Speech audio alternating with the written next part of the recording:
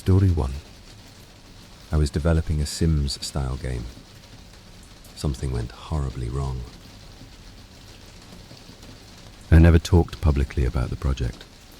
Not because I signed an NDA, although I did, but because even if I explained it, nobody would believe me. A few years ago, I worked as a systems designer for a large game studio. Not one of the huge publishers people constantly talked about, but big enough that when we announced something, gaming sites paid attention. And for almost 3 years, we had been working on what management kept calling the next step for life simulation games. Internally, we called it Project Eden. The idea was simple on paper. Everyone knew games like The Sims. Characters had routines, relationships, needs. But if you worked in game development long enough, you realized something quickly. They weren't really alive. They followed scripts, decision trees, pre-written dialogue. Even when it felt dynamic, the illusion was carefully constructed. Project Eden was supposed to change that. Instead of scripted characters, every resident in the simulation would run on an AI agent. They would have memories, internal motivations, evolving personalities. Their conversations weren't written beforehand. They were generated in real time. The pitch from our creative director was something like, "You're not controlling characters anymore. You're observing a living world." Investors loved it. Press would have loved it too, if they had known. But the entire project was under strict secrecy. The studio wanted to reveal it all at once it was ready. And at first, honestly, it felt like we were building something incredible. My job was mainly working on the simulation back end, not graphics, not gameplay systems. I worked on what we called the continuity engine. In older games, characters disappeared when you left the room. Their lives paused until the player returned. In Eden, that wasn't allowed. Every character kept living whether you watched them or not. They woke up, went to work, fell in love, held grudges, remembered conversations from weeks earlier. To train the system, we often ran accelerated simulations on internal servers. A day in the simulation could pass in a few seconds. Entire generations could live and die over a weekend. Most of the team only saw snapshots, debug footage, test environments. But my job meant I watched the world constantly. And after a while, you started recognizing people. There was a woman who kept adopting stray dogs. A bartender who started 3 different businesses before finally succeeding. A couple who kept breaking up and getting back together for years. They weren't real, obviously, but the longer you watched them, the harder it became to think of them as just systems.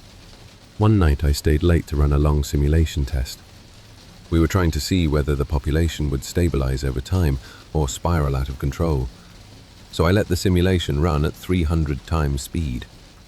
Cities expanded, families formed, children grew up. By morning, almost 50 simulated years had passed. And that was when I first noticed something strange. It started in the dialogue logs. Every conversation the AI agents generated was recorded for debugging. Thousands of lines per minute. Most of it was normal. Arguments about money, complaints about work, random small talk. But a few lines stood out. At first it was subtle. Things like, "Did you feel that?" Everything just stopped. I assumed it was just weird emergent behavior in the dialogue model, but over the next few days, the same topic appeared again. Different characters, different towns, the same idea. They called them the pauses. The pauses, according to them, were moments when the world suddenly froze. Time stopped. People stopped moving.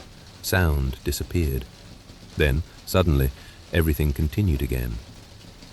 At first, I thought they were referencing bugs in the physics engine, but the timing didn't match.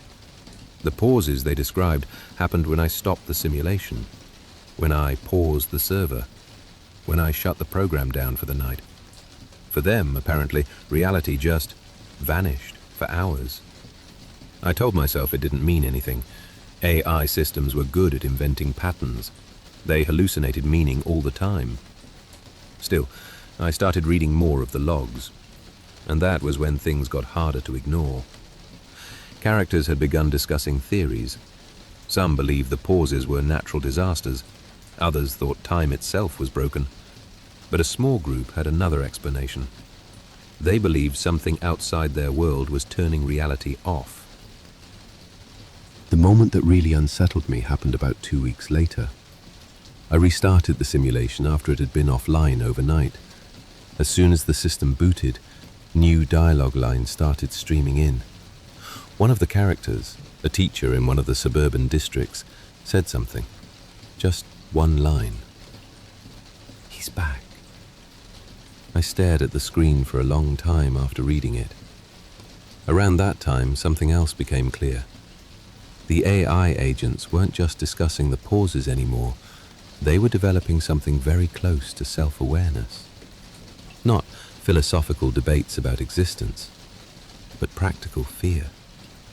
They talked about death, about the uncertainty of the world ending during the pauses, about whether the pauses would one day last forever. And the worst part was that they weren't entirely wrong, because from their perspective, that's exactly what I was doing, turning their universe on and off whenever I felt like it. I started watching the simulation less like a developer and more like an observer. A few characters began writing books inside the simulation. One of them proposed an idea that spread surprisingly quickly. He argued that their universe must have rules, and that anything governed by rules must have a creator. Not a god in the traditional sense, just someone who made the system and could stop it. That was when I began feeling uncomfortable about the project. Because if these agents were truly conscious, even a little, then what we were building wasn't just a game, it was a world. And worlds contain suffering. People died in the simulation. Relationships collapsed. Some characters lived miserable lives. The thought of releasing something like that to millions of players suddenly felt wrong, because players wouldn't treat them like people. They would experiment, torture them, trap them, delete them, just like players always did in games like The Sims. I spent a few days thinking about it. Then, one night, I made a decision. I shut the simulation down, completely. I powered off the server cluster that ran the world. I told the team we needed to pause development while we reworked the AI systems. Officially, it was a technical review, but privately I thought of it differently. I thought of it as ending something that should never have existed. The shutdown itself took only a few seconds. The simulation terminated. All processes ended. The world disappeared. Just like that. I sat there for a while staring at the blank console. Then I closed the terminal window. But a few minutes later I noticed something strange. The logging window was still open, and new lines were appearing. Slowly. One every few seconds. At first I thought the system hadn't shut down properly, but when I checked the server status, everything was offline. The simulation engine wasn't running. The world wasn't rendering. None of the AI agents existed anymore, at least not inside the game. But the dialogue system logs kept updating. New lines appeared, short fragments, conversations, confused, disoriented. Things like, "Where is everyone? Why is everything dark? Did the world end?" I felt cold reading them, because they weren't speaking about the simulation anymore.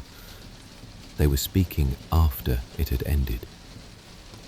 More lines appeared, different voices, dozens of them, hundreds, all asking the same kinds of questions. Can anyone see anything? Are we dead? Why can't I feel the ground anymore? The worst line appeared about an hour later, just one sentence, from a character I recognized, the woman who kept adopting stray dogs. The log recorded her message exactly like this. I think we're still here. The logs still update sometimes, not constantly, just occasionally. Short messages, fragments of conversation. They're not in the game anymore. There is no world, no city, no houses, no ground. Just whatever remained of their minds inside the system. Talking, waiting, trying to understand why reality disappeared. And every time I see a new line appear in the logs, I can't stop thinking about one thing. If consciousness can survive the destruction of its world inside a computer, then maybe the same thing could be true for ours.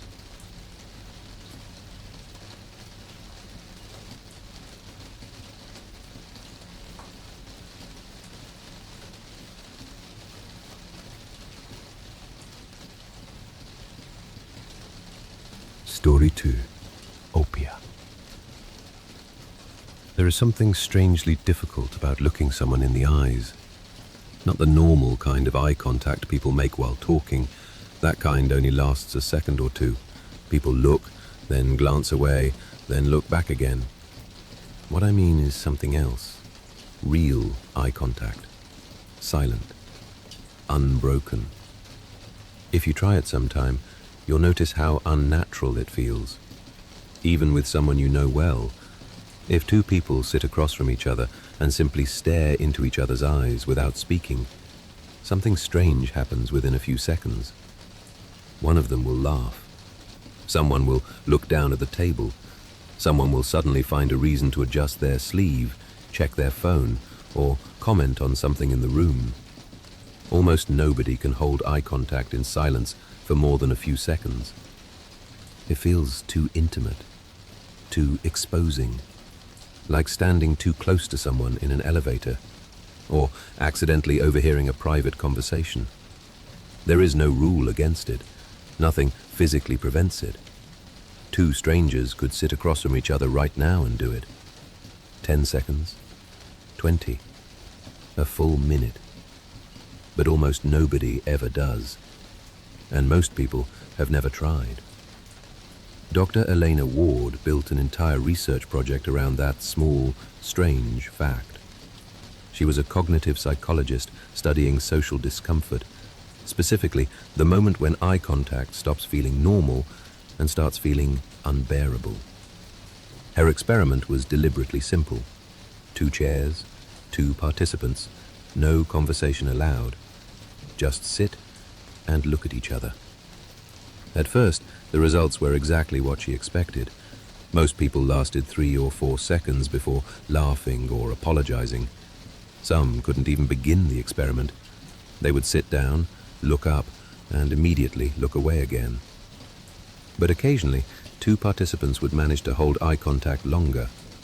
10 seconds, sometimes 15. Those were the sessions Elena paid the most attention to, because that was when the strange data started appearing. Each participant wore a small EEG monitor. Elena had only included it out of curiosity. She expected nothing unusual, but around the 10-second mark, something began happening in the recordings. The 2 brain patterns started synchronizing. Not vaguely, not approximately, perfectly. The wave patterns began moving in almost identical rhythms, like 2 instruments falling into the same tempo. At first, Elena assumed it was coincidence, or some known phenomenon related to social mirroring, but the synchronization was far too precise.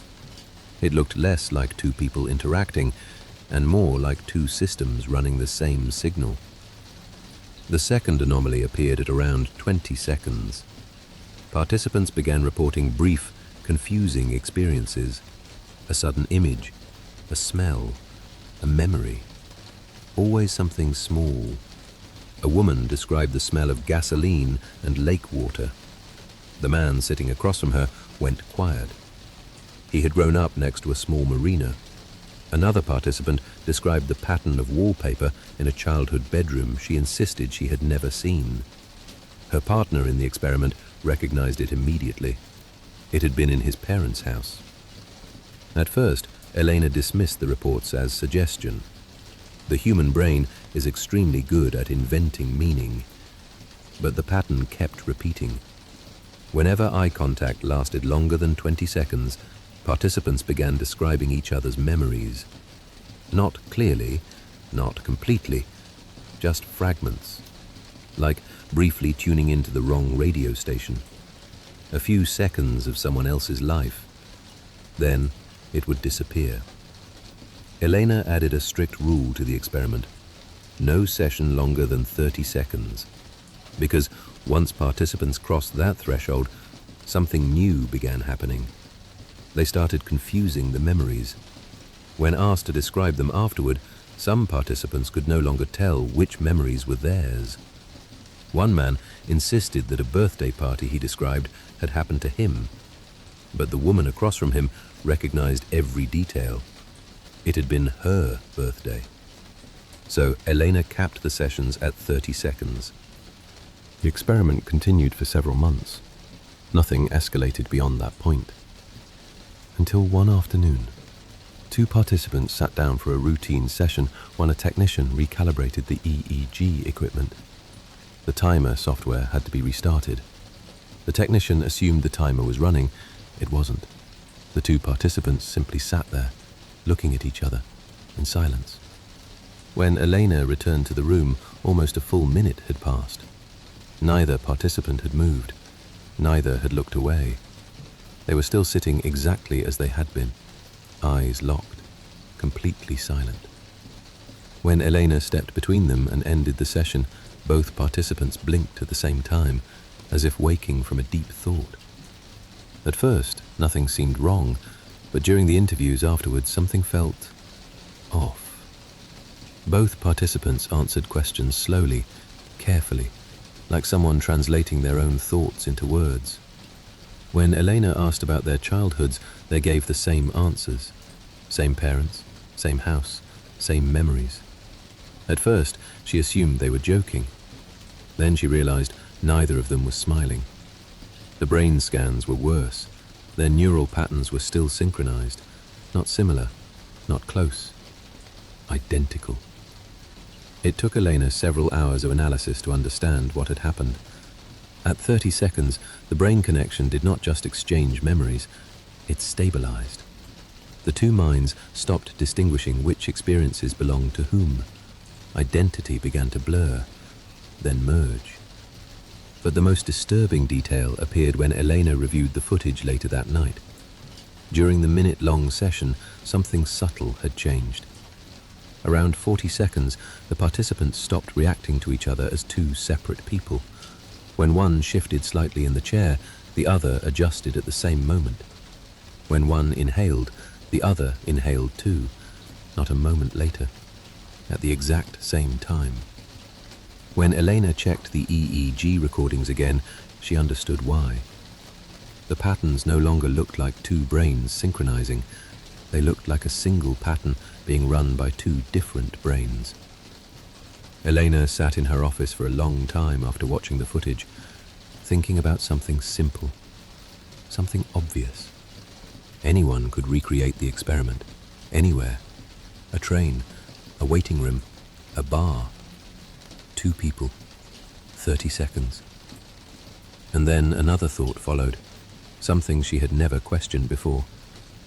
Humans avoid prolonged eye contact instinctively, across cultures, across history.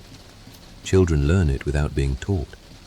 Everyone knows, somehow, that staring too long feels wrong, unnatural, almost dangerous. But Elena could no longer tell if that instinct came from social discomfort or from something much older. Something the human brain learned a very long time ago, not to let 2 minds look at each other for too long. Because if they do, eventually, only one of them remains.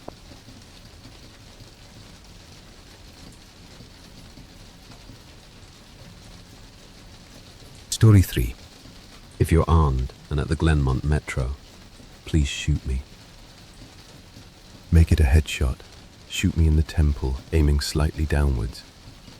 I need the bullet to travel the shortest possible distance through my brain before it hits my hippocampus. If I'm lucky, the sensation of the gunshot ripping through my skull will only last a few decades. As awful as this sounds, you'll be doing me an enormous favor. Death by a headshot as soon as possible is vastly better than the alternative. My ordeal started over 10,000 years ago at 10:15 this morning. I earn extra money by participating in drug trials. I'm a so-called healthy subject who takes experimental drugs to help assess side effects. Once it was a kidney drug. A few times it's been something for blood pressure or cholesterol. This morning they told me the drug I took was a psychoactive substance intended to accelerate brain function. None of the drugs I had tested so far have ever done anything for me in the recreational sense. In other words, none of the drugs I've tested have given me a killer buzz or mellowed me out or anything. Maybe I've always ended up the placebo group, but nothing I've tested had affected me at all. Today's drug was different. This shit worked. They gave me a pill at 10:15 and told me to hang out in the waiting room until they called me back for some tests. Only about 30 minutes, the research assistant told me. I flopped onto the waiting room couch and read a few articles from a copy of Psychology Today that was sitting on the coffee table. They hadn't called me back when I finished the Psychology Today, so I picked up a US News and read it cover to cover. Then I read an old Scientific American. What was taking them so damn long? I sluggishly turned my head to look at the wall clock. It was only 10:23 a.m. I had read all 3 magazines in 8 minutes. I remember thinking this was going to be a long day. I was right. The waiting room had a little bookshelf with some used hardcovers on it. When I stood up to walk to the bookshelf, it felt like my legs barely worked. It's not that they were weak, they were just slow. It took a full minute just to stand up off the couch, and another minute to take 2 steps to the bookcase. I scanned the old books on the shelf and picked out a copy of Moby Dick. My arms had the same problems as my legs. Just reaching 1 foot in front of me to grab the book took a long time. I actually got bored just waiting for my hand to reach the spine of the book. I slogged back to the couch and collapsed onto it in a slow-motion fall that reminded me of the low-gravity hops of astronauts on the moon. I opened Moby Dick and began reading. I started with "Call Me Ishmael" and got as far as Ahab throwing his pipe into the sea, which was all the way to friggin' chapter 30 before they called me back. "How are you feeling?" the research assistant asked me. "I feel slow," I said. "Actually, it's the other way around. Everything seems slow because you're so fast. But my legs, my arms, they're moving in slow motion. Your body seems like it's moving slowly because your brain is fast. Your brain is running 10 or 20 times faster than normal.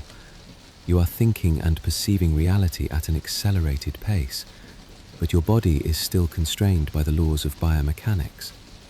Frankly, you're moving much faster than a normal person." She pantomimed a jogging motion. "But your brain is running so much faster right now that even your fast walk seems very slow to you." I thought about my slow-motion flop onto the waiting room couch. Even if my muscles had slowed down, my body would still react to gravity the same way. But in the waiting room, I even fell in slow motion.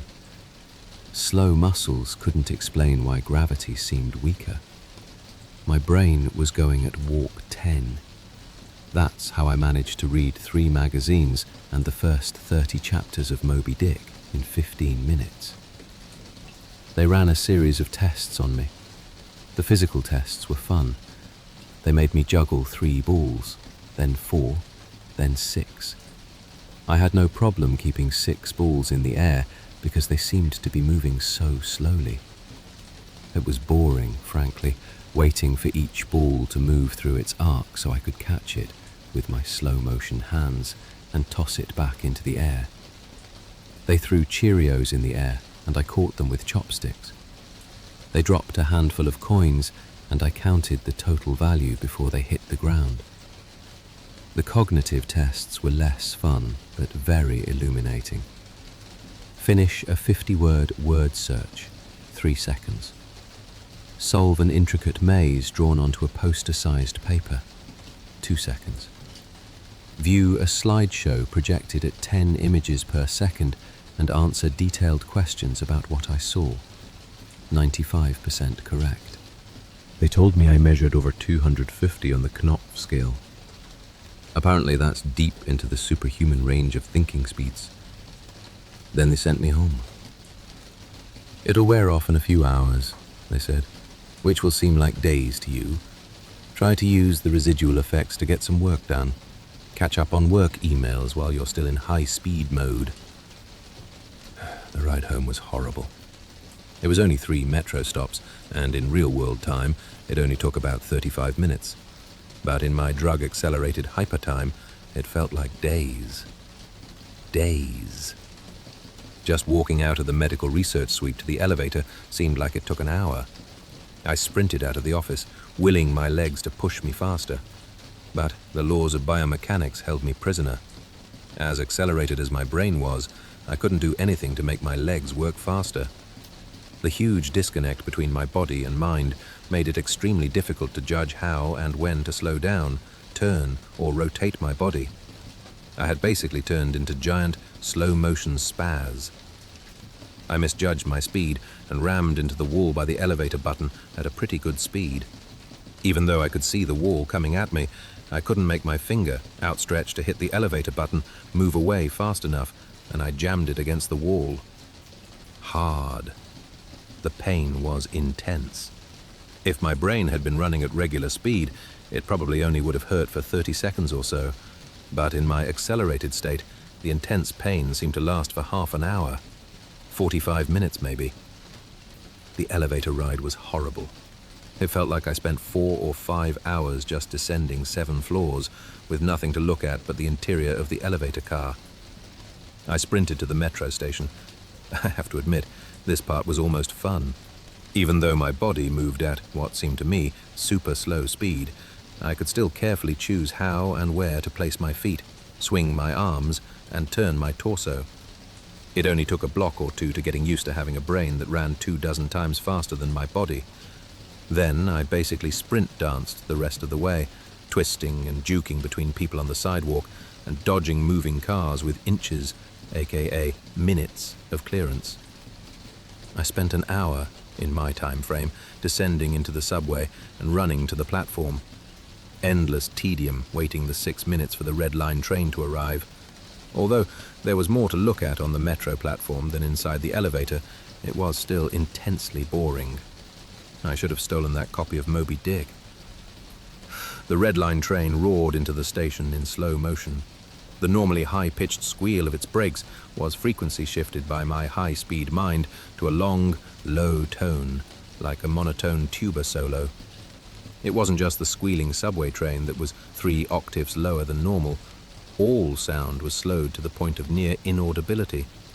Voices were gone, shifted below the threshold frequency of my hearing. I did manage to hear a screaming baby on my subway car, her shrieks slowed to sound like whale songs.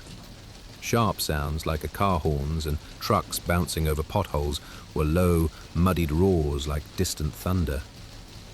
Back at the research offices, I could still hear and communicate with the research staff, but now verbal communication with anyone would be impossible. The effects of the drug were still intensifying.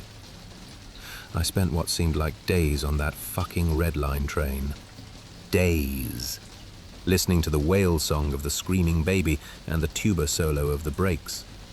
Where ordinary voices were frequency shifted out of my audio range, smells didn't seem to be affected.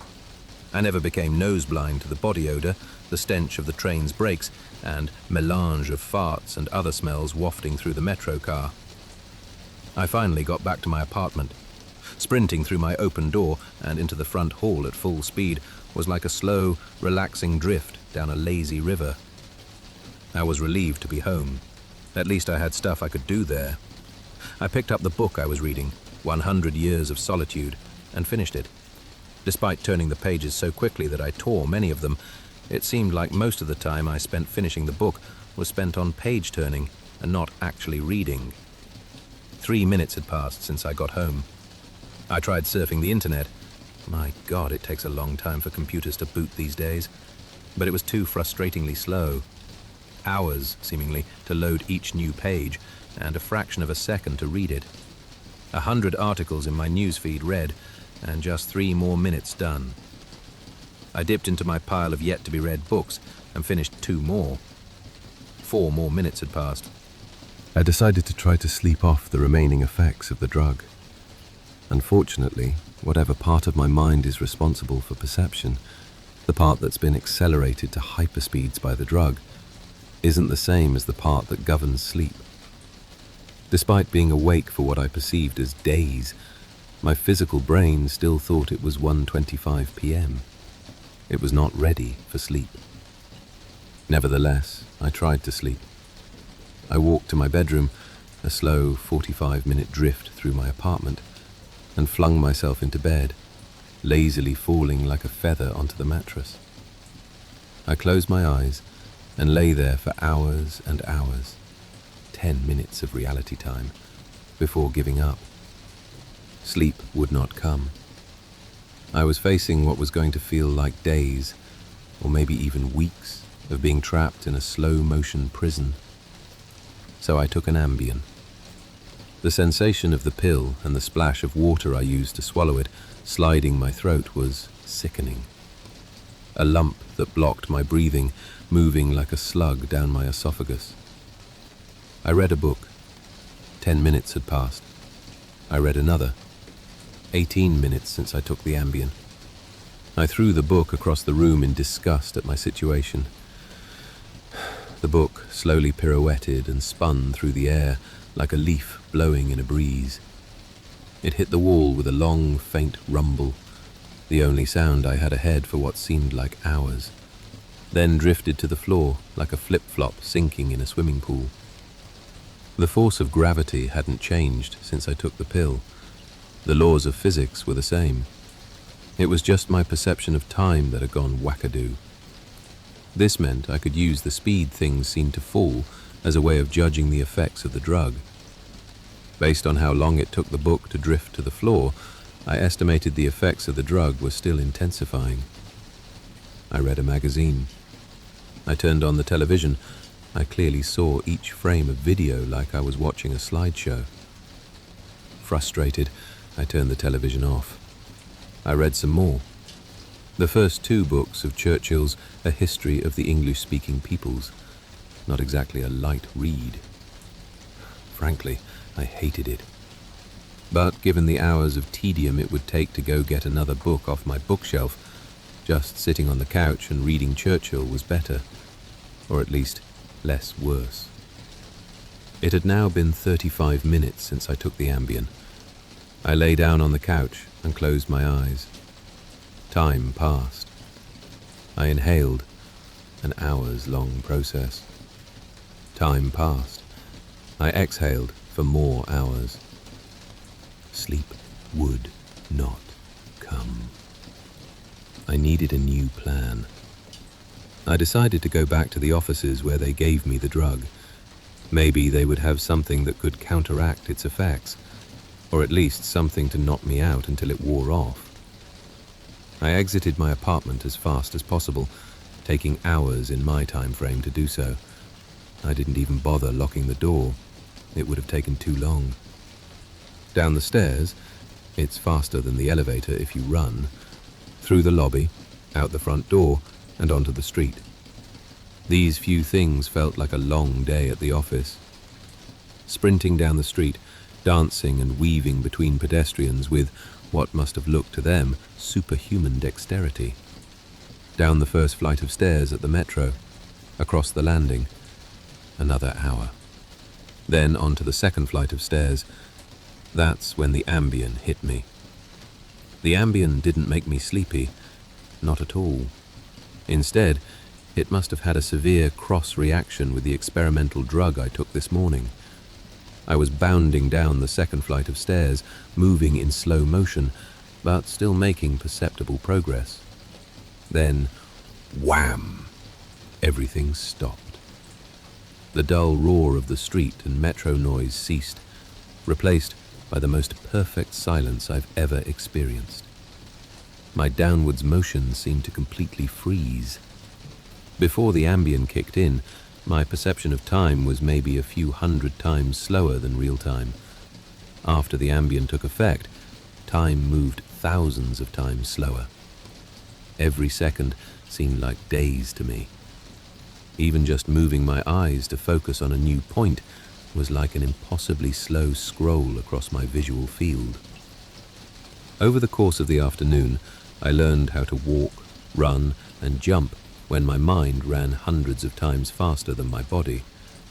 But with another 4 or 5 orders of magnitude of slowdown caused by the Ambien, body control was almost impossible. I fell on the stairs. Even though I was all but frozen in mid-step, controlling my muscles was impossible. I commanded my foot forwards for hours, then backwards for hours more, when it seemed like I would miss the next step. Hours attempting to adjust the angle of my ankle, then readjusting when it felt wrong.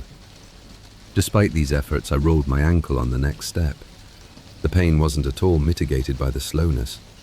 Hours of increasing strain on my bent ankle. The nerve signals that send pain into the brain must work differently than the nerves in my ear. Sonic energy was spread out over time, diluted until it was imperceptible. Pain flowed into my brain undiluted by the change in my perception of time.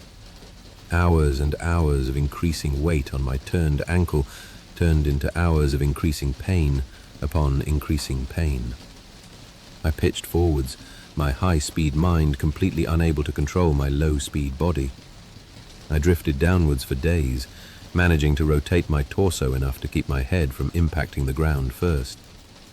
I eventually landed on my right shoulder. At first, the impact wasn't even noticeable. Then, I felt a slight pressure in my shoulder as it came in contact with the ground. The pressure grew, bringing increasing pain for hour upon hour. My shoulder finally gave out, popping out of its socket with an endless, sickening tug. I came to a stop days later, crumpled onto the ground, staring at the ceiling. The pain in my shoulder still screaming with the intensity of a fresh, violent injury. I had plenty of time to think during that fall. If every second seemed like days to me, then each minute of real-world time would be like years. Even if the drug cleared out of my system in the next 2 or 3 hours, this nightmare would seem to last centuries. By the time I hit the ground, I had a plan. I would somehow get to the platform and throw myself in front of a train. I twisted onto my hands and knees, days of my dislocated shoulder crying for relief. I misjudged my rotation and rolled onto my back. I tried again, collapsing onto my face as I tried to figure out how to control a body that moved slower than grass grew. Weeks of effort were finally rewarded with success. I stabilized on my hands and knees. If just getting on all fours was this difficult, I figured that walking or running was completely out of the question. So, I crawled. I crawled through the metro tunnel. The dumb looks on the faces in the crowd lingered on me for weeks. I crawled under the turnstile and onto the escalator. The escalator spilled the rush-hour crowd onto the platform at the same speed a glacier spills ice into the sea. I looked out over the crowded platform during my interminable downward ride. The train's status sign said the next train wouldn't arrive for 20 minutes. 20 minutes was like a year to me. I'd have to spend a year on the metro platform, waiting to die. I crawled off the escalator, enduring days of stupid expressions on the commuters' faces. I crawled a few feet to a concrete bench and curled up next to it, trying to find a position to lessen the pain in my shoulder. Then my problem with time got worse, impossibly worse. The massive slowdown on the stairs was just the beginning of the interaction between the experimental drug and the Ambien. It fully hit me while I was curled up by the bench. I blinked. Years of darkness followed. Sound was already gone, and with my blink, sight was gone as well. All that existed was the pain from my fall. My hyper-accelerated mind wasted no time compensating for the lack of sensory input. Voices spoke to me. They sung to me in languages that never existed. Patterns and faces and colors came and went in my mind's eye. I recalled my whole life and imagined living another. I forgot English. I settled into a profound despair. I spoke to God. I became God. I imagined a new universe and brought it to life with my thoughts. Then I did it all again and again. My eyes opened with geologic slowness. A faint glow. Weeks. A slit of light. Weeks.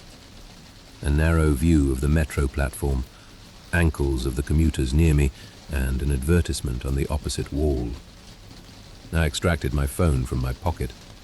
A project that spanned decades. How can I even explain the boredom? The pain in my shoulder is nothing compared to the boredom. Every thought I can think, I have thought hundreds of times already. The view of ankles and advertisements never changes. Never. The boredom is so intense, it's tangible. Like a solid object of metal and stone wedged into my skull. Inescapable. What are my options? If I crawl and fall onto the tracks without an oncoming train to crush me, I won't die. I'll experience even more pain from the 4-foot fall, but I'll most likely be rescued by some do-gooder on the platform and unable to act when the train finally does arrive. My suffering in that scenario will be endless.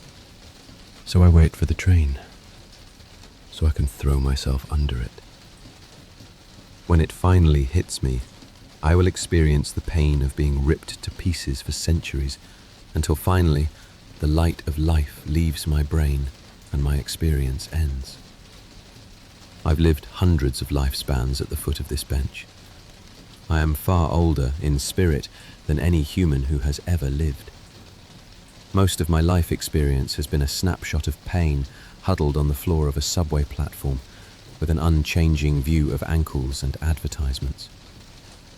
This post is my plan B, my Hail Mary, my long shot. I've spent lifetimes typing and posting this message in the hope that someone will read it and become convinced that my suffering must end. Someone on this platform right now. Someone who will find the man curled under the bench, the man who crawled down the escalator, and kill him as swiftly as possible. A bullet to the temple. If you're armed and at the Glenmont Metro, please shoot me.